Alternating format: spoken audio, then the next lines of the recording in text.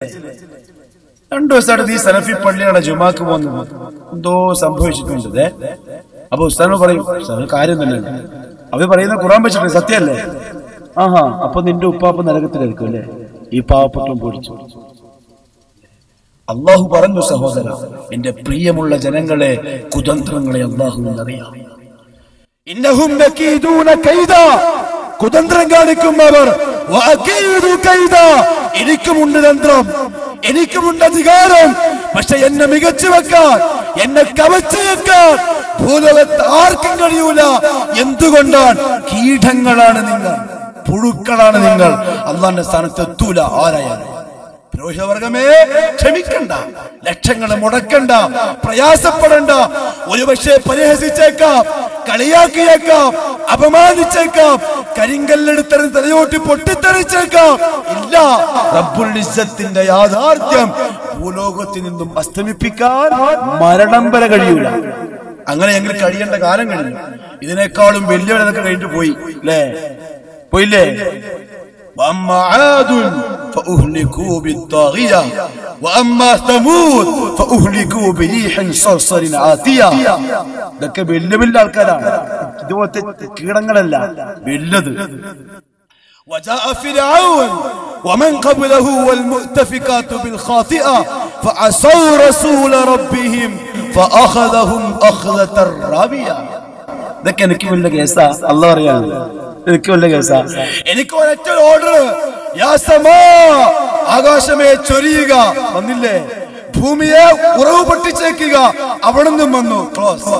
എല്ലാം ഫറോവായിരുന്നു. റബ്ബ് എന്നെ അംഗീകരിച്ചോളണം. പക്ഷെ അതാണ് തീരുമാനം വന്നപ്പോ മനസ്സിലായി, ഇതന്നെ ശരി. ഇങ്ങനെ എത്ര ആൾക്കാരെ ഞാൻ കൈകാര്യം ചെയ്തു. പിന്നല്ലേ, ഇല്ല, ബാത്തിലിന്റെ ശക്തികളിൽ എത്രത്തോളം ശക്തമാകുമോ അതിന്റെ അപ്പുറത്ത് ഹക്കിന്റെ അഹ്ലുകാർക്ക് അല്ലാഹു റബ്ബുൽ ഇസ്സത്ത് ശക്തി കൊടുക്കും. തീർച്ച മുഹമ്മദ് മുസ്തഫ സല്ലല്ലാഹു അലൈഹി വസല്ലമ തങ്ങള് ഒരുപാട് പ്രയാസപ്പെട്ടിട്ടുണ്ട് ഈ തൗഹീദിന്, ഈ ലാ ഇലാഹ ഇല്ലല്ലാഹ് വേണ്ടി.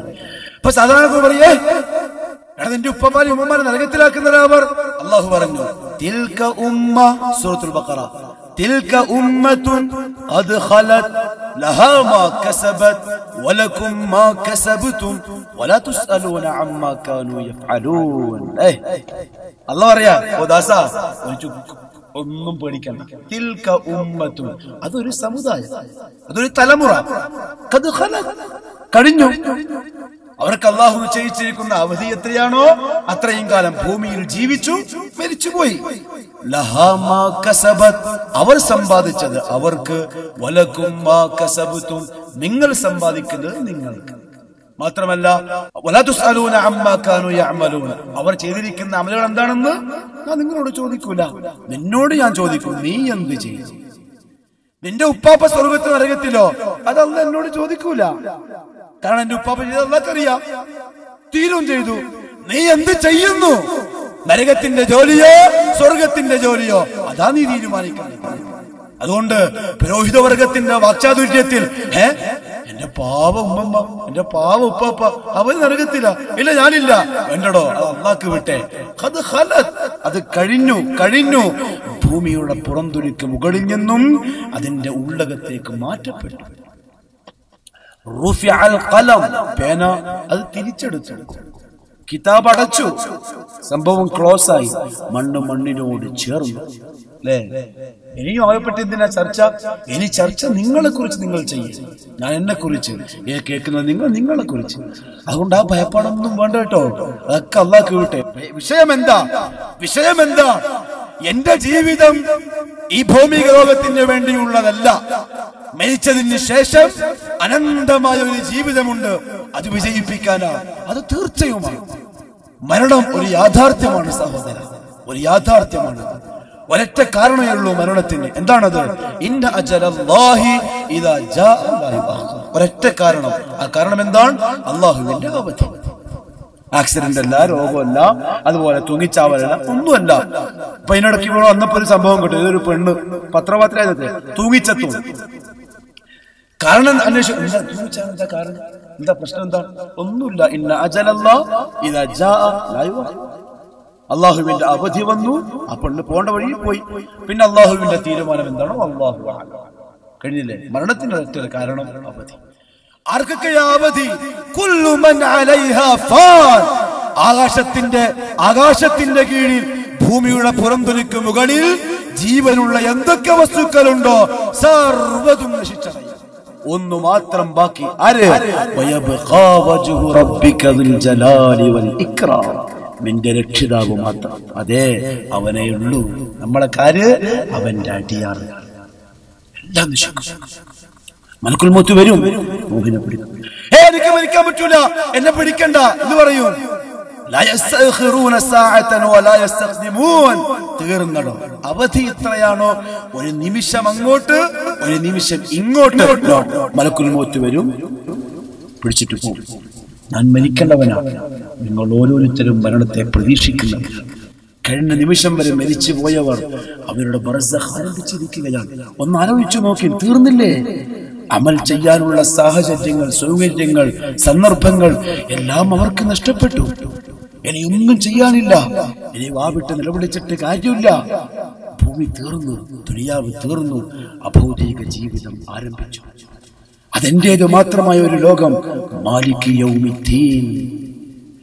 അതേടോ, ഒരു ദിവസം മലക്കുൽ മൗത്ത് വരും എന്റെ അടുക്കലേക്ക്, നിങ്ങളുടെ കട്ടിലിലേക്ക്. നീണ്ടു നിവർന്ന് കിടക്കുന്നവൻ നീണ്ടു നിവർന്ന് ഫസൗവിദ് മിനത് തഖ്വാ ഫഇന്നക ലാ തദ്രി ഇദാ ജന്ന ലൈലുൻ ഹൽ തഈശു ഇലൽ ഫജ്രി വകം മിൻ സലീമിൻ മാത മിൻ ഗൈരി ഇല്ലത്തിൻ വകം മിൻ സഖീമിൻ ആശ ഹീനം മിനദ് ദഹ്രി ഫസൗവിദ് മിനത് തഖ്വാ. നിനക്ക് അല്ലാഹു തന്ന ഈ സൗകര്യമുണ്ടല്ലോ, ഈ ദുനിയാവിലെ ജീവിതമുണ്ടല്ലോ, മരണം വരെയുള്ള നിന്റെ ആ അസുലഭ നിമിഷങ്ങളുണ്ടല്ലോ, ആ നിമിഷങ്ങളെ കഴിവിന്റെ പരമാവധി മുതലെടുക്കുക. എന്തൊക്കെ ചെയ്യണമോ അതെല്ലാം നീ ചെയ്ത് തീർത്തേക്കുക. നിന്റെ വിശ്വാസത്തിന്റെ കാര്യത്തിൽ ഖുർആനുമായും സുന്നത്തുമായും താരതമ്യപ്പെടുത്തി നീ ഹക്കിന്റെ വഴിയിലാണോ അതല്ല വലാലത്തിലാണോ എന്ന് നീ സ്വയം കണ്ടെത്തുക. അത് ചികിത്സിച്ച് ഭേദമാക്കുക. ഇസ്ലാമിന്റെ രാജപാതയിലേക്ക് പെട്ടെന്ന് വരിക. നിന്റെ കർമ്മപരമായ വിഷയങ്ങളിൽ ബിദ്അത്തുകളോ ഖുറാഫാത്തുകളോ പുരോഹിത വർഗത്തിന്റെ വാക്ചാതുര്യത്തിൽ കുടുങ്ങിപ്പോയി ഇസ്ലാമിലില്ലാത്ത സ്വലാത്ത് ഹൽക്ക പോലുള്ള ദിക്ർ ഹൽക്ക പോലുള്ള തോന്നിവാസങ്ങളുമായി നീ ബന്ധപ്പെടുന്നുണ്ടോ ഇല്ലയോ എന്ന് നീ ഇവിടെ വെച്ച് തീരുമാനിക്കുക. കാരണം എന്താ? ഫഇന്നക ലാ തദ്രി. കാരണം നിനക്കറിയില്ല കേട്ടോ. ഇദാ ജല്ല ലൈലുൻ, രാത്രിയായി കഴിഞ്ഞാൽ ജോലികളിൽ നിന്നും വിരമിച്ച് ശരീരത്തിന്റെ പ്രയാസങ്ങളെല്ലാം തീർന്ന് നിന്റെ കിടപ്പറയിൽ വന്ന് മാർദ്ദവമേറിയ വിരിപ്പിന്റെ മുകളിൽ നിന്റെ പ്രിയപ്പെട്ട ഭാര്യന്റെ കൂടെ നീ ഉറങ്ങാൻ കിടന്നാൽ, ഇദാ ജന്ന ലൈലുൻ, രാത്രി അങ്ങ് മൂടപ്പെട്ട് കഴിഞ്ഞാൽ, ഹൽ തഈശു ഇലൽ ഫജ്രി, നാളത്തെ പ്രഭാതത്തിൽ നീ ജീവനോടെ ഉണ്ടോ ഇല്ലയോ എന്ന വിഷയം ഇല്ല. അത് നിനക്കറിയില്ല കേട്ടോ. അത് അല്ലാഹുക്ക് മാത്രമേ അറിയൂ. വമാ തദ്രി നഫ്സുൻ ബിഅയ്യി അർദിൻ തമൂത്. ആ ഒരു ശരീരത്തിനും അറിയില്ല എവിടെ വെച്ചാ മരിച്ചു വീഴുകയെന്ന്. അതുകൊണ്ട് ആ മരണം വരുന്നതിന് മുമ്പേ എന്തെങ്കിലും ഉണ്ടാക്കാൻ പറ്റുമെങ്കിൽ അത് ഉണ്ടാക്കിക്കൊള്ളുക എന്ന് നീ വിചാരിക്കുന്നുണ്ടാവും. ഇല്ല, മരണം വരാറായിട്ടില്ല, ഒരുപാട് ഇനിയും കിടക്കുകയാണ്. ഇന്നഹും യറൗനഹു ബഈദ, വളരെ വിദൂരത്തായിട്ട് ആ മരണത്തെ നിങ്ങൾ കാണുക. ശരീരത്തിന് ആരോഗ്യമുണ്ട്, അവയവങ്ങളുടെ പ്രവർത്തനങ്ങൾക്ക് തകരാറില്ല, നല്ല ശ്വാസോച്ഛ്വാസം നടക്കുന്നുണ്ട്, ഭക്ഷണം ദഹിക്കുന്നുണ്ട്, കിഡ്നിക്ക് കുഴപ്പമില്ല, ഹാർട്ടിന് കുഴപ്പമില്ല, ഡോക്ടറിന്റെ ക്ലീൻ സർട്ടിഫിക്കറ്റും കിട്ടിയിട്ടുണ്ട്, ഒരുപാട് കാലം എനിക്ക് ജീവിക്കാൻ പറ്റുമെന്ന്. വകം മിൻ സലീമിൻ മാത മിൻ ഗൈരി ഇല്ലത്തിൻ, എത്രയെത്രയോ ആരോഗ്യമുള്ള മനുഷ്യന്മാരാണ് ഒരു രോഗവും ഇല്ല, അസുഖങ്ങളൊന്നും ബാധിച്ചിട്ടില്ല, ഒരു പ്രയാസങ്ങളും ഇല്ല, ഒരു തകരാറുമില്ല. പക്ഷേ ഒരു കാരണവും പറയപ്പെടാൻ പറ്റാതെ മരിച്ചു പോകുന്നതായി നാം കാണുന്നത് എന്ന് അല്ലേ? മംഗലാപുരത്ത് വിമാനം വന്ന് ലാൻഡ് ചെയ്തു. ഞാൻ ഇന്നലെ മിനിഞ്ഞാന്ന് രാത്രി ബാംഗ്ലൂരിലെ പരിപാടി. അപ്പം പിന്നെ ആ എയർപോർട്ടിൽ പോയി കാണാൻ, അല്ലാഹുവേ, എന്തൊക്കെ സ്വപ്നങ്ങളുമായി വന്നിറങ്ങിയവർ, എന്തൊക്കെ കൊതികളുമായിട്ട് വന്നിറങ്ങിയവർ, ഭാര്യമാരെ കാണാൻ വന്നവർ, തന്റെ പ്രിയപ്പെട്ട മക്കളെ കാണാൻ വന്നവർ, മാതാപിതാക്കളുടെ ഒരു ലാളനയേറ്റു വർഷങ്ങളായി അത് കൊതിച്ചു കൊണ്ടുവന്ന പ്രിയപ്പെട്ട മക്കൾ നിലം തൊട്ടതിന് ശേഷം കരിഞ്ഞ് ചാമ്പലായെങ്കിൽ എന്താണ് സഹോദര ഗ്യാരണ്ടി? അള്ളാഹുവിന്റെ കയ്യിലാണ്. എന്തെങ്കിലും വിചാരിച്ചോ? മക്കള് പുറത്ത് കാത്തു നിൽക്ക. എന്റെ പൊന്നുപ്പ വരെ അത്ര വർഷമായി കണ്ടിട്ട്, എപ്പം പോയതാ ഗൾഫില്. ആ ഉപ്പാന്റെ മനസ്സിൽ ആ മോനാണ് കളിക്കോപ്പടവുമായിട്ടാ വന്നത്. പക്ഷേ ആ ഉപ്പാന്റെ കത്തിക്കരിഞ്ഞ ശരീരം പോലും കാണാൻ പറ്റില്ല. ഒരു കാരണമില്ലാതെ എത്ര ആൾക്കാരാണ് മരിച്ചു പോകും. തളിപ്പറമ്പില് കുപ്പം എന്ന് പറയുന്ന സ്ഥലം, അവിടെ ഒരു ബസ്സിന്റെ ആക്സിഡന്റ് ഉണ്ടായി. സ്കൂളിൽ പോവാൻ കാത്തിരുന്ന 2 ചെറിയ പെൺകുട്ടികൾ, 7ാം ക്ലാസ് വിദ്യാർത്ഥികൾ, കളി തമാശയോടെ നിന്ന ആ വിദ്യാർത്ഥികൾക്ക് മുകളിൽ ബസ് വന്ന് കയറി തൽക്ഷണം മരിച്ചു. സ്കൂളിന്റെ വരാന്തയിൽ മയ്യത്ത് വെച്ചു ദർശനത്തിന്. സഹപാഠികൾ നോക്കി പൊട്ടിക്കരഞ്ഞു. ഇന്നലെ വരെ ഈ വരാന്തയിൽ നമ്മളോടൊപ്പം കളിച്ച പ്രിയപ്പെട്ട കുട്ടികൾ ഇന്നിവിടെ.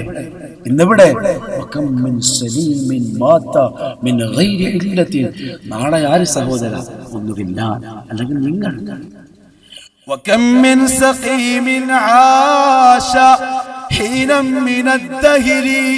هو മനുഷ്യരെ, രോഗം വന്ന് ചാമ്പലായ ശരീരം, മാരകമായ അസുഖങ്ങൾ ബാധിച്ചവർ, ഒരുപാട് ശരീരത്തെ കാർന്നു നിന്ന ക്യാൻസർ ബാധിച്ചവർ, കിഡ്നി രോഗം ബാധിച്ചവർ, രക്തത്തിന്റെ അളവ് കുറഞ്ഞു പോയവർ, ആ രക്തം തന്നെ ശുദ്ധിയില്ലാത്തവർ, ഇന്നോ നാളെയോ എന്നും പറഞ്ഞ് മരണത്തെ പ്രതീക്ഷിക്കുന്ന രോഗികൾ, ആശ അവരിതാ ജീവിക്കുകയാണ്. ഒരുപാട് വർഷക്കാലം മരണം വരുന്നതേ ഇല്ല, പ്രയാസങ്ങൾ വരുന്നതേ ഇല്ല. ഒരൊറ്റ കാരണം, അവന്റെ റബ്ബ് തീരുമാനിച്ചിട്ടില്ല അവൻ മരിക്കാൻ. മറ്റവന്റെ തീരുമാനം നേരത്തെ വന്നു. അല്ലേ? എന്തൊരു പരമമായ സത്യം! ക്യാൻസർ ബാധിച്ച് നമ്മൾ ഇന്ന് മരിക്കുമെന്ന് പറഞ്ഞവർ പൂർണ്ണ ആരോഗ്യത്തോടെ തിരിച്ചു വരുന്നു. ആ ക്യാൻസർ രോഗിക്ക് കഞ്ഞിവാരി കൊടുത്തവൻ ഇന്നലെ മരിച്ചു. പിന്നെയോ وكم من فتى يمسي ويصبح آمنا. എത്രയോ ചെറുപ്പക്കാരാണ് വലിയ നിർഭയത്വത്തോടെ പ്രഭാതത്തിലാകുന്നതും പ്രദോഷത്തിലാകുന്നതും രാവിലെ ഉണർന്നെഴുന്നേൽക്കുന്ന ചെറുപ്പക്കാരികള് ഇസ്ലാമിന്റെ ഓർമ്മയുണ്ടാവാറില്ല. ജൂതനസാറാക്കളുടെ വഴിയിലാണ് ജീവിതം. അതിലൊരു വിഷമവും ഇല്ല, അതിലൊരു സങ്കടവും ഇല്ല. ആദർശത്തിനെതിരെ എന്ത് വേണമെങ്കിലും ചെയ്യാൻ യുവത്വം തയ്യാറാണ്. കല്ലെടുത്തെറിയാൻ തയ്യാർ, പരിഹസിക്കാൻ തയ്യാർ, അവമാനിക്കാൻ തയ്യാർ, കാറിന്റെ ചില്ല് പൊട്ടിക്കാൻ തയ്യാർ, വേണമെങ്കിൽ കള്ളുകുടിച്ച് ചീത്ത വിളിക്കാനും തയ്യാർ. അവൻ അറിയുന്നില്ല കേട്ടോ, അവന്റെ വീടിന്റെ തൊട്ടടുത്തുള്ള തുണി ഷോപ്പില് അവന്റെ മൃതശരീരത്തെ പൊതിയാനുള്ള കഫൻ പുടവ മടക്കി വെച്ചിട്ടുണ്ടെന്ന യാഥാർത്ഥ്യത്തെ മറന്നുകൊണ്ട് അവൻ ഇങ്ങനെ ജീവിക്കുന്നത് എന്ന് കഴിവാടി. സത്യല്ലേ?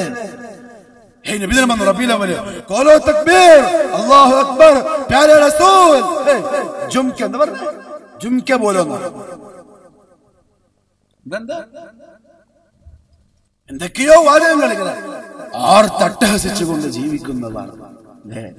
എന്തിനും തയ്യാർ, ചവിട്ടി പൊളിക്കാനും തയ്യാർ, കള്ളു മോന്താനും തയ്യാർ. തമാശയല്ല, നമ്മുടെ ഈ കൊച്ചു കേരളത്തിന്റെ ഗ്രാമപ്രദേശങ്ങളിൽ നടക്കുന്ന സത്യങ്ങളാണ്. തോരണം കെട്ടി കൊടി പിടിച്ചു.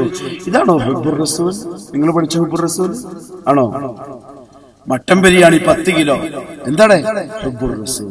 തിന്നോ? വയറ് നിറച്ചു തിന്നു. നോമ്പ് കെട്ടി കിടന്ന് ഉറങ്ങും ചെയ്തു. എന്തായി ഇപ്പൊ സംഭവം? അവൻ നല്ലൊരു ഉറുദുക്കാരെ കൊണ്ടുവന്നിട്ട് പാടുക അല്ലേ? പേരെ റസൂലിന്റെ പാട്ട് ഒരുപാട് ഭയങ്കര പാട്ട്. കൂട്ടലും മറ്റും ചാണും പെണ്ണും സർവ്വതും എന്തേ ഹബ്ബുർ റസൂൽ. എവിടുന്ന് കിട്ടിയടോ ഈ ഹബ്ബുർ റസൂൽ? എന്നെ ആര് പഠിപ്പിച്ചു ഇങ്ങനെ റസൂലുള്ളാഹിനെ സ്നേഹിക്കാൻ? ചെറുപ്പക്കാരാ നീയല്ലേ മുൻപന്തിയിൽ?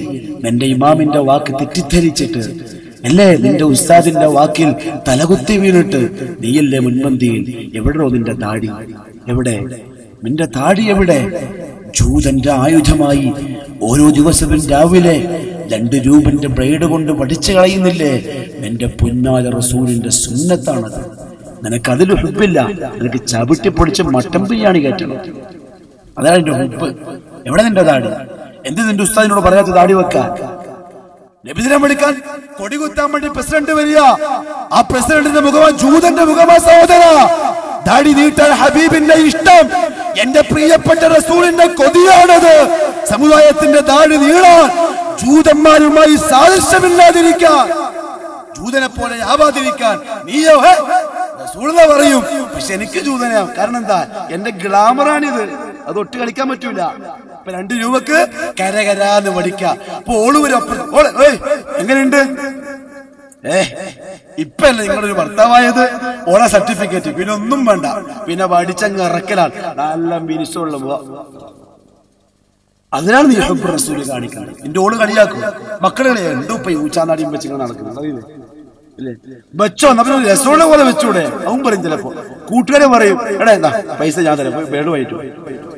അതാണ് ഹബ്ബുർ റസൂൽ. ഇല്ലടോ ഇല്ല, ഇതെന്റെ ഹബീബിന്റെ സുന്നത്താണ്. ധൈര്യമുണ്ടോ താടി വെക്കാൻ? താടി നീട്ടാൻ എന്റെ പുന്നാര ഹബീബിനെ പോലെ, സഹാബാക്കളെ പോലെ നീട്ടിയ താടിയുമായി ഇസ്ലാമിന്റെ പോരാളിയായി നടക്കാൻ, ആദർശത്തെ മുറുകെ പിടിക്കുന്നവനാവാൻ, അണപ്പല്ല് കൊണ്ട് കടിച്ചു പിടിക്കാൻ തയ്യാറല്ല നീ. നിനക്ക് ചവിട്ടി പൊടിക്കണം, പച്ച കൊടിയേന്തണം, ചന്ദ്രവും നക്ഷത്രം ഉണ്ടാവണം, പിന്നെ ബാനർ കെട്ടണം, ഉറുദുവിന്റെ പിള്ളേര് വരണം, ഉറുദുവിന് പാട്ട് പാടണം, പിന്നെ ഒരേ മട്ടം ബിരിയാണി നിന്നണം. റസൂൽ 12 എല്ലാം മുട്ടുമുളക്കി. സർപ്പം 10 താത്തിട്ട് മാളത്തിലേക്ക്. ഒന്ന് ഹുബ്ബുർ റസൂൽ അല്ല സഹോദര. എന്റെ പ്രിയമുള്ള പണ്ഡിതന്മാര്, സാധാരണക്കാര്, ചെറുപ്പക്കാര്, ഹുബ്ബുർ റസൂൽ ഏതാണ് അറിയുമോ? ഈ രോമം ഇങ്ങനെ നീണ്ടു വേണം. എന്റെ പ്രിയപ്പെട്ട സലഫി സുഹൃത്തുക്കളോട് ഒരിക്കൽ കൂടി ഓർമ്മിപ്പിക്കാനുള്ളത്, ഡ്രിമ്മ് താടി സുന്നത്തിന്റെ താടിയല്ല കേട്ടോ. ഡ്രിമ്മ് താടി സുന്നത്തിന്റെ താടിയല്ല, നീട്ടി ഉലർത്തിയ താടി. ശരി, താബിഈങ്ങൾ ഒരു പിടിക്ക് ശേഷം വെട്ടി, അതുകൊണ്ട് നീ വെട്ടണോ? താബിഈങ്ങൾ വെട്ടിയത് കൊണ്ട് നിർബന്ധമുണ്ടോ? താടിയും നീട്ടിടോ. താബിഈങ്ങൾ വെട്ടിയിട്ടുണ്ട്, അത് വേണ്ട. വീട്ടി കഴിവിന്റെ പരമാവധി പോട്ടെ. പിന്നെയോ അലങ്കോലപ്പെടും, ആൾക്കാരെ കളിയാക്കും സുന്നത്തിനെ. അപ്പൊ ഒന്ന് ഒതുക്കി ശരിയാക്കി ഭംഗിയാക്കി വെച്ചോ. കാരണം എന്താ? ശുദ്ധി ഈമാന്റെ ഭാഗമാണ്. അതുകൊണ്ട് താടി അതാണ് സുന്നത്ത്. നെരിയാണിന്റെ മുകളിൽ നിന്റെ പാന്റ് നെരിയാണിന്റെ താഴെയാണ്. ജാഥവോ നിബിധത്തിന്റെ റാലി ശ്രദ്ധിക്കണം കേട്ടോ. എപ്പോ തുടങ്ങും ശ്രദ്ധിച്ചോളണം. ഓരോ ചെറുപ്പക്കാരെയും നല്ല ബൽബട്ടൻ പെയിന്റ്, ഏത് മറ്റേ അതിന് പറയാം കാർഗോസ് പെയിന്റ്, ഒരു 10 പോക്കറ്റും കുറെ ബാലും, നഗരസഭന്റെ ജോലിയേറ്റിട്ട് വന്നതാ പാവം. വീട്ടിൽ കൊണ്ടിട്ട് ഉമ്മാന്റെ അടുക്കളയിൽ കൊണ്ടുപോയി തട്ട എന്താ ഈ പിന്നെ എന്താ പറയാ പെരുമ്പാവൂര് മൊത്തം ഉണ്ട് എന്റെ പെയിന്റില്. ഒന്ന് തിരുമ്പിട്ടെ. ഇതാണ് ജോലി. നിന്റെ ഹബീബ് പറഞ്ഞു നിന്നോട്,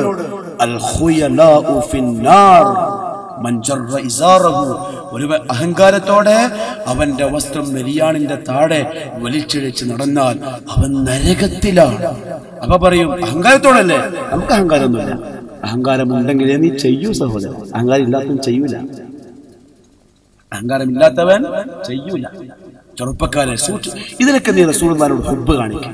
എന്റെ പ്രിയപ്പെട്ട സഹോദരിമാരെ, നിങ്ങളുടെ മക്കളുടെ വിഷയത്തിൽ, വളർത്തുന്ന വിഷയത്തിൽ, നിങ്ങളുടെ ജീവിതത്തിന്റെ നിമിഷങ്ങളിൽ ആ ഫാത്തിമത്തു സഹ്റായിനെയും ആയിഷ ബീവിയെയും മാതൃകയാക്കുക. അതൊക്കെയാ ഹുബ്ബുർ റസൂൽ. എന്റെ മോൾ ആരെ പോലെ ആവണം? എന്റെ റസൂലിന്റെ മോളെ പോലെ ആവണം. തീരുമാനിച്ചൂടെ? ആരെ പോലെ? ഫാത്തിമത്തു സഹ്റായിനെ പോലെ. ആരാണ് മോള്? സയ്യിദത്തു നിസാഇ അഹ്ലിൽ ജന്ന, സ്വർഗ്ഗത്തിലെ പെണ്ണുങ്ങളുടെ നേതാവ്. എപ്പോ പറഞ്ഞതാ? രണ്ടാളും ജീവിച്ചിരിക്കുമ്പോ പറഞ്ഞതാ. റസൂലുള്ളാഹിന്റെ മുമ്പില് ഫാത്തിമ എന്ന മോള് ജീവനോടെ ഇരിപ്പുണ്ട്. ആ സമയത്ത് എന്റെ പ്രിയമുള്ള സഹോദര, എന്റെ ശബ്ദം ശ്രവിക്കുന്ന ഇസ്ലാമിന്റെ ആദർശത്തോട് ഒരു അല്പമെങ്കിലും വിരോധമുള്ള ആരെങ്കിലും ഉണ്ടെങ്കിൽ ശ്രദ്ധിക്കുക, ശ്രദ്ധിക്കുക. റബീഉൽ അവ്വൽ മാസം വന്ന് ഹബീബിന്റെ ജന്മദിനം കൊണ്ടാടുകയാണ്, ആഘോഷിക്കുകയാണ്, വൃത്തികേട് കാണിക്കുകയാണ്. ആ സമയത്തൊന്ന് ചിന്തിക്കണം. എന്റെ പ്രിയപ്പെട്ട ഹബീബ് വിയോഗമുണ്ടായത്, ലോകത്തോട് വിട പറഞ്ഞത് അതേ മാസത്തിൽ, അതേ തിങ്കളാഴ്ചയാണ്. ആ ദിവസം ഒരു തുള്ളി കണ്ണുനീരിട്ടിക്കാൻ ഹേ അല്ലാഹ്, എന്റെ പ്രവാചകൻ പൊരിഞ്ഞു പോയ ദിവസം ഇതിനെ കൊണ്ട് പറ്റുന്നില്ല. എന്തോ ഉണ്ട് അതിന്റെ പിറകിൽ. അത് പറ്റുന്നില്ല. കാരണം എന്താ? കരയേണ്ട സമയമാകുമ്പോ ഫുഡ് കിട്ടൂല, ചിരിക്കേണ്ട സമയമാകുമ്പോ മട്ടൺ അല്ലെങ്കിൽ അപ്പുറത്തുള്ള ബിരിയാണിയും കിട്ടും. അവിടെ അത് ചെയ്യാം, ഇത് ചെയ്തുകൂടാ. പക്ഷെ ഫാത്തിമത്തുൽ സുഹ്റ എന്ന മോള് വിങ്ങി കരയുകയായിരുന്നു ആയിഷ ബീവിന്റെ കുട്ടീനെ. വായിച്ചിട്ടുണ്ടോ ചരിത്രം? ആയിഷ ബീവിന്റെ വീട്ടിൽ അള്ളാഹുവിന്റെ പ്രിയപ്പെട്ട പ്രവാചകൻ സക്കറാത്തിന്റെ അവസ്ഥയിൽ, അപ്പുറത്ത് മോള് വിങ്ങി കരയുകയാണ്. മോളെ ഫാത്തിമ അടുത്തുവാ. ഉപ്പ വിളിച്ചു. ഇന്ന് നമ്മളെ ഉപ്പാക്കും നമ്മളെ മക്കൾക്കും അങ്ങനെ ഒരു ബന്ധം ഉണ്ടോ? അള്ളാഹു എനിക്കും നിങ്ങൾക്കും അള്ളാഹു നല്ല തൗഫീഖ് തരട്ടെ. ആ ഹബീബാകുന്ന പിതാവിനെ ആയിഷ ഹബീബാകുന്ന ഉമ്മയും മാതൃകയാക്കുക. മോളെ എന്താ മോളെ പ്രശ്നം?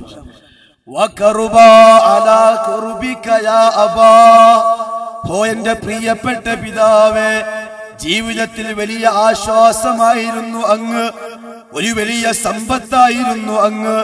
പരലോക വിജയത്തിന് വേണ്ടി മോള് ഫാത്തിമ ചെയ്യേണ്ട ഓരോ കാര്യങ്ങളും എന്നോടുള്ള സ്നേഹം മറച്ചുവെച്ച് അങ്ങനെ പഠിപ്പിക്കുകയായിരുന്നു.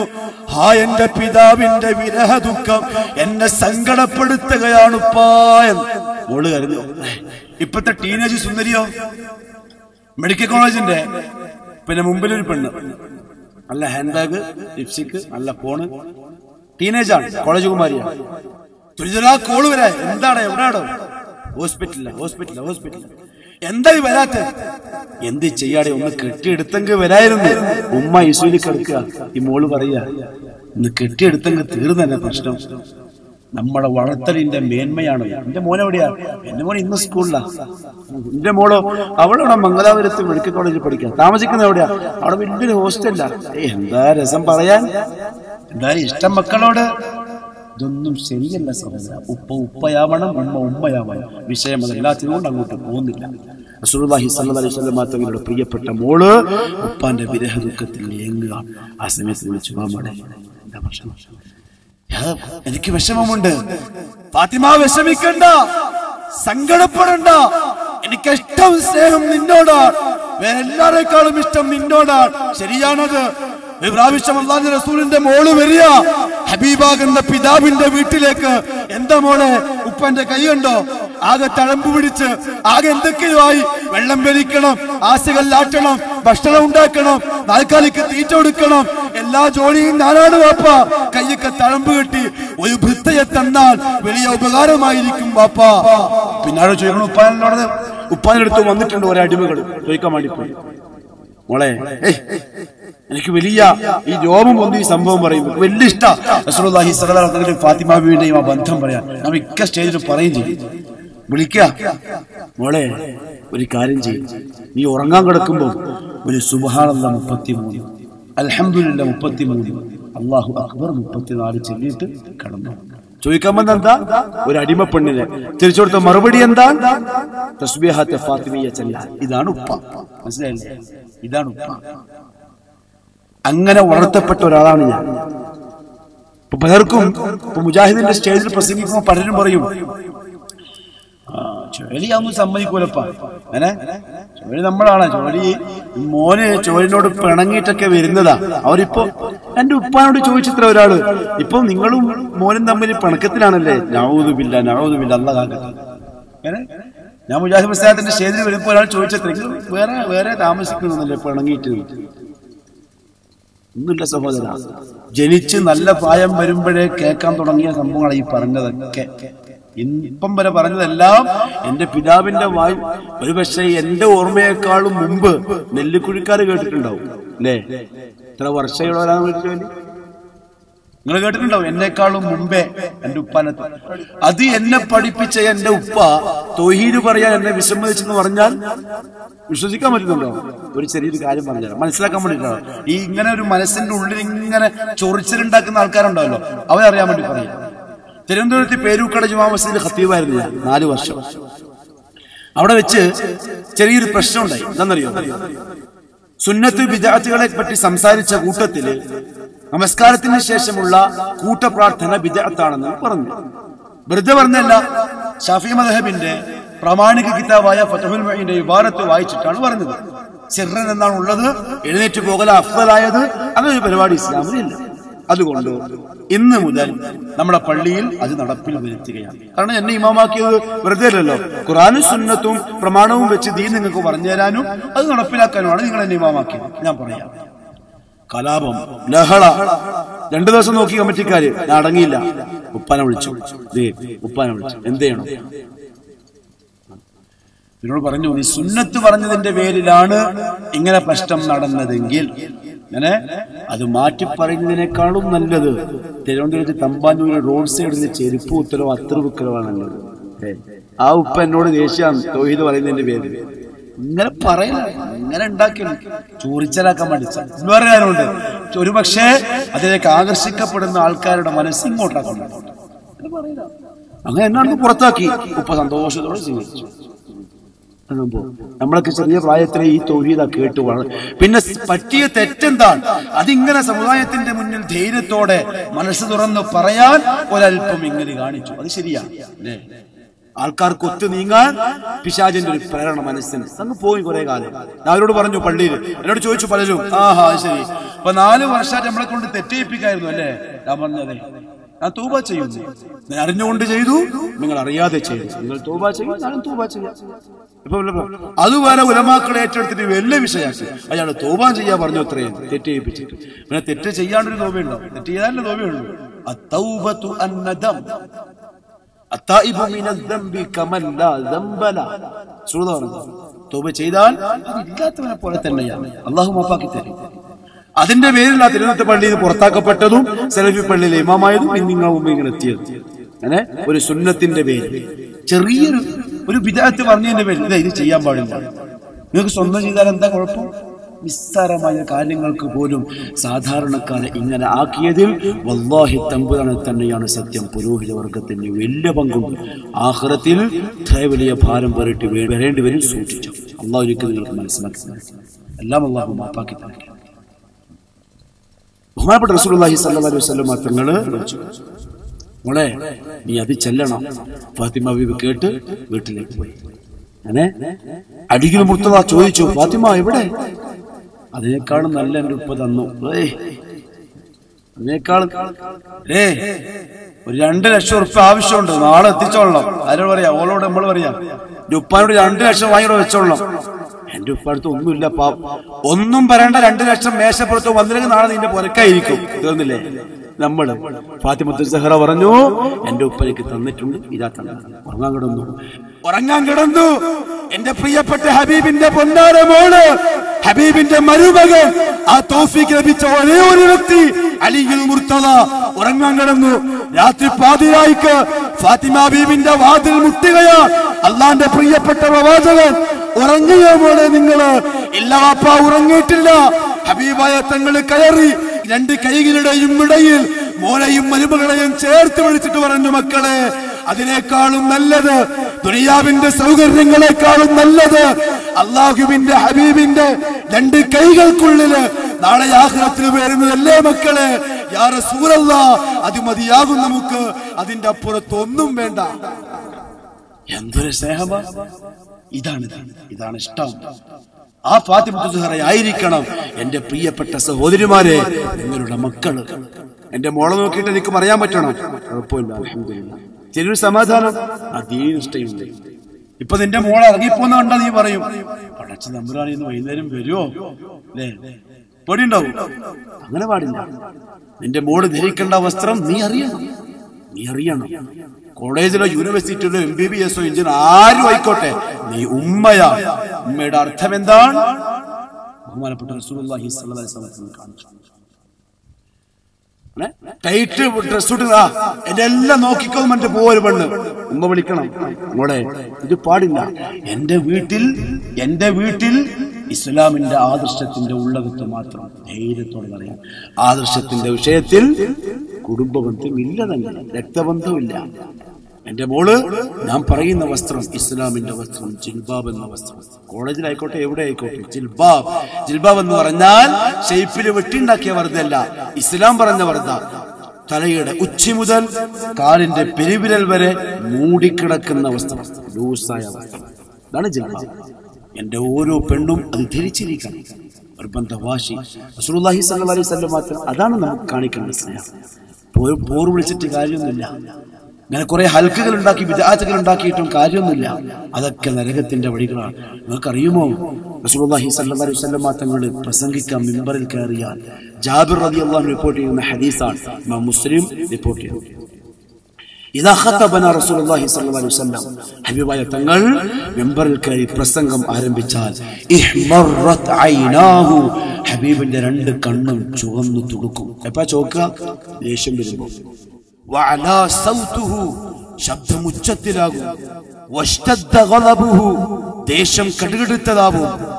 വയഖൂൽ കഅന്നഹു മുൻദിറു ജയ്ഷിൻ, ഒരു സേനാധിപനെ പോലെ ദേഷ്യത്തോടെ സംസാരിക്കും മിമ്പറിൽ. എന്നിട്ട് പറയും, അമ്മാ ബഅദ് ഫഇന്ന ഖൈറൽ ഹദീസി കിതാബുല്ലാഹ്, ജനങ്ങളെ ഏറ്റവും നല്ലത് അല്ലാഹുവിന്റെ ഗ്രന്ഥമായ ഖുർആനാണ്. വഖൈറുൽ ഹദി ഹദി മുഹമ്മദിൻ സ്വല്ലല്ലാഹു അലൈഹി വസല്ലം, ജീവിതത്തിൽ അനുകരിക്കാൻ പറ്റിയ മാർഗം എന്റെ പ്രിയപ്പെട്ട ഹബീബിന്റെ മുഹമ്മദ് മുസ്തഫ സല്ലല്ലാഹു അലൈഹി വസല്ലം തങ്ങളുടെ മാർഗം മാത്രമാണ്. വകുല്ല മുഹ്ദസത്തിൻ ബിദ്അ, ഞാൻ കാണിക്കാത്ത എന്തെങ്കിലും ഒന്ന് ദീനുൽ ഇസ്ലാമിൽ കടത്തിക്കൂട്ടി ഉണ്ടാക്കിയാൽ അത് ബിദ്അത്താണ്. വകുല്ല ബിദ്അത്തിൻ ദലാല, എല്ലാ ബിദ്അത്തും വഴികേടിലാണ്. വഴികേടാക്കാൻ വകുല്ല ദലാല നരകത്തിലാണ്. ഇത്രയാണല്ലോ നരകത്തിൽ. ദിക്റുകൾക്ക് ഇസ്ലാമിലുള്ളതാണ്, സലാത്തുകൾക്ക് ഇസ്ലാമിലുള്ള. ഒരു ഉദാഹരണം പറയട്ടെ. അബ്ദുല്ലാഹി മസ്ഊദ് റളിയല്ലാഹു തആല അൻഹു കയറുന്നല്ലോ പള്ളിയിലേക്ക്. ആ സമയത്ത് കുറച്ച് ആൾക്കാർ നിസ്കാരം യന്തദിറൂന സ്വലാ, നിസ്കാരത്തെ പ്രതീക്ഷിച്ചുകൊണ്ട് പള്ളിയിൽ ഇരിക്കുക. ഹൽഖതൻ, ഓരോ കൂട്ടങ്ങളായിട്ട്. ഈ ഹൽക്ക എന്ന് പറയുമ്പോൾ നമ്മളെ പാവങ്ങളായ പെണ്ണുങ്ങൾക്ക് തോന്നുന്നു എന്തോ ഉള്ളൊരു സ്ഥല ഹൽക്ക, ഒരു കൂട്ടം അർത്ഥമുള്ളൂ. കുറച്ചാള് കൂടുന്നൊരു കൂട്ടം. സലാത്ത് ഹൽക്ക മലപ്പുറത്ത് എവിടെ? പിന്നെ വയലില് അട്ടണമുള്ള 27 അന്ന് രാത്രി രണ്ട് കൈയും അല്ലാഹുവിന്റെ മുമ്പിലേക്ക് നീട്ടി കരഞ്ഞ് നിലവിളിക്കേണ്ട അടിമ ഈത്തിക്കാഫിൽ നിന്നിട്ട്, അല്ലാഹ് നീ മാപ്പാക്കണം, റമദാൻ തീരുകയാണ് എന്ന് പറയേണ്ട പാപങ്ങളായ ദാസീദാസന്മാരെ വയലിലേക്കുണ്ടോ രാത്രി കൊതുകിന്റെ കടി ഒളിപ്പിക്കാൻ? ഇങ്ങനെയുണ്ടോ ഒരു ഇത്? എന്നിട്ടും എന്റെ പ്രിയമുള്ള മനുഷ്യരെ, തലച്ചോറുള്ള നിങ്ങൾ എന്തേ ആലോചിക്കാത്തത്? 27 അന്ന് നേതൃത്വം അതിൽ പ്രതീക്ഷിക്കേണ്ട ഒരു രാവ്, റസൂലുള്ളാഹിന്റെ സുന്നത്ത്. ആ സമയത്ത് ഒരു തങ്ങൾ പറയേ ഒന്നും സുന്നത്തല്ല, സുന്നത്ത് അങ്ങ് പിന്നെ വയലിൽ പോയിട്ട് മണ്ണ് തോണ്ടല, നമ്മളും വരാം. ഇങ്ങനെയുണ്ടോ ഒന്ന്? അദ്ദേഹം പള്ളിയിലേക്ക് വന്നു. ആ സമയത്ത് ഒരു ഹൽക്കകളായിട്ട് ഇങ്ങനെ ഇരിക്കുകയാണ്. ഹൽക്കയിൽ ഓരോ അമീറന്മാരും ഒരു വില്ലാണ്. ഉദാഹരണം നമ്മളെ തങ്ങൾ, ഉദാഹരണത്തിന് തങ്ങൾ പറയും, എല്ലാവരും അല്ലാഹു അക്ബർ പറ, ഫയുകബ്ബിറൂന, അല്ലാഹു അക്ബർ അല്ലാഹു അക്ബർ അല്ലാഹു അക്ബർ. കല്ലുകൊണ്ട് ഇങ്ങനെ എണ്ണും ചെയ്യും. ഹദീസിലുള്ളതാണ്. അല്ലാഹു അക്ബർ കഴിയുമ്പോ ഹല്ലിലൂ മിഅ, 100 പ്രാവശ്യം ലാ ഇലാഹ ഇല്ലല്ലാഹ് പറ. പള്ളി കാണില്ലേ സ്ഥലം അതന്നെ, അപ്പുറത്തൊന്നുമില്ല, ഇപ്പൊ ഉള്ള പോലെ. സബ്ബിഹൂ മിഅ, 100 പ്രാവശ്യം സുബ്ഹാനല്ലാഹ് പറ. ഇങ്ങനെ എല്ലാരും ചെയ്യും. അബ്ദുല്ലാഹി ഇബ്നു മസ്ഊദ് റളിയല്ലാഹു തആല അൻഹു പറഞ്ഞു, മാ അസ്റഅ ഹൽകതകും, എന്റെ പ്രിയപ്പെട്ട ജനങ്ങളെ എത്ര പെട്ടെന്നാണ് നിങ്ങൾ നശിച്ചു പോയത്? ഞാൻ ചോദിച്ചു, എത്ര പെട്ടെന്നാണ് നിങ്ങൾ നശിച്ചു പോയത്? നിങ്ങളുടെ പ്രവാചകന്റെ സ്വഹാബികൾ ആ പിറകുഭാഗത്ത് ജീവിച്ചിരിക്കുകയാണ്. അവരോട് ചോദിച്ചുകൂടെ ചെയ്യാൻ പാടുണ്ടോ ഇല്ലയോ എന്ന്, ഹബീബിന്റെ സുന്നത്തുണ്ടോ ഇല്ലയോ എന്ന്? സഹാബകൾ ജീവിച്ചിരിക്കുകയാണ്. നിങ്ങളെ ദീൻ പഠിപ്പിച്ച പ്രവാചകൻ ഭക്ഷണം കഴിച്ച പാത്രങ്ങൾ പൊട്ടിപ്പോയിട്ടില്ല, ഉടുത്ത വസ്ത്രം നുരിപ്പിപ്പോയിട്ടില്ല. അതിനു മുമ്പേ വൈഹക്കും, നശിച്ചു പോകട്ടെ നിങ്ങള്, എന്തൊരു നാശമാണിത്, എന്താ നിങ്ങൾ ഈ കാണിച്ചു കൂട്ടുന്നത്? ദിക്ർ ചൊല്ലാൻ, സ്വലാത്ത് ചൊല്ലാൻ ഈ ഒരു രീതി സുന്നത്തിൽ ഇല്ല, പാടില്ല. അതിനു പകരം നിങ്ങൾ നിങ്ങളുടെ സയ്യാത്ത് എണ്ണിക്കോ, തിന്മകൾ എണ്ണിക്കോ, കല്ല് വെച്ചിട്ട്. ഇങ്ങനെ എണ്ണേണ്ടത് ഇസ്ലാമിൽ ഇല്ലാത്തൊരു ഹൽക്കയാണ്. ദിക്റോ ഇഷ്ടം പോലെ ചൊല്ലിക്കോ. ഓരോ ഉമ്മയും ആ അടുക്കളയിൽ അപ്പം ചുടുമ്പോ സുബ്ഹാനല്ലാഹ് പറഞ്ഞു, കുഴപ്പമുണ്ടോ? എന്തിനാ ഉറുക്കായിട്ട് അങ്ങ് പോവാ മലപ്പുറത്തേക്ക് ലാ ഇലാഹ ഇല്ലല്ലാഹ് പറയാ? അടുക്കളയിൽ പറയാൻ പറ്റുന്ന അയാൾ അങ്ങ് പോയിട്ടു. അതിന്റെ പിറകിലൊക്കെ രഹസ്യങ്ങളുണ്ട് സഹോദര. ഒറ്റ വാക്ക് പറഞ്ഞാൽ പത്തായം വീർക്കണം, ജനങ്ങൾ കൊള്ളയടിക്കപ്പെട്ട് പാപ്പരാവണം. അതിനപ്പുറത്ത് എന്താണ്? ഒന്നുമില്ല.